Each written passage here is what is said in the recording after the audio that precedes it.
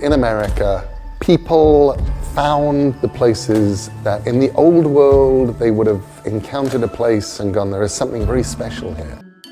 In episode 1. There is something magical here.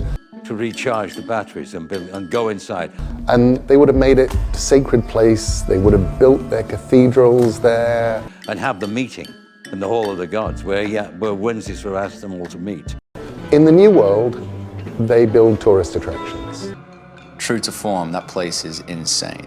I moved to America in 1992, a little town about an hour outside of Minneapolis. And there were signs on the freeway for the House on the Rock. It's an amazing place in Wisconsin.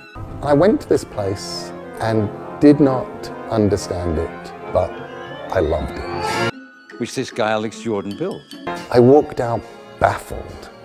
Neil Gaiman toned it down in the book because he didn't think people would believe it, and I was just certain of one thing, that I was going to write a book and that it was going to have the House on the Rock in it.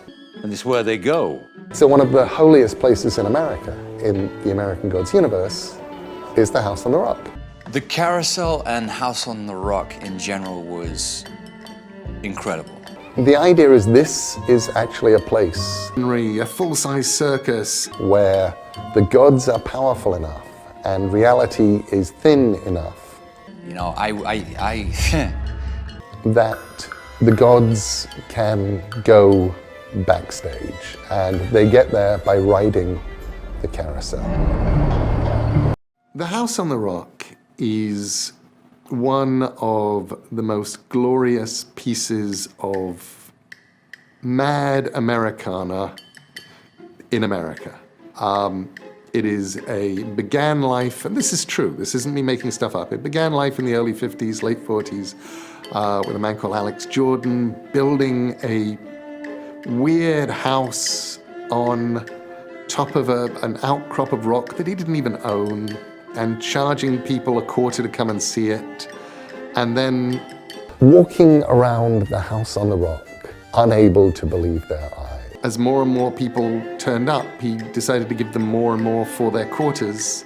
And they were coming up to me and saying, but it's even weirder than it is in the book. And he built a warehouse and filled it with weird stuff, and as more people turned up, the warehouses got bigger and the stuff got weirder, and now... And I was like, well, yes, because in the book, I had to make it believable, because fiction has to be believable. You have the biggest carousel in the world, you have suits of armor, weaponry, a full-size circus. But reality doesn't have to be believable. So the House on the Rock can be absolutely way beyond reality.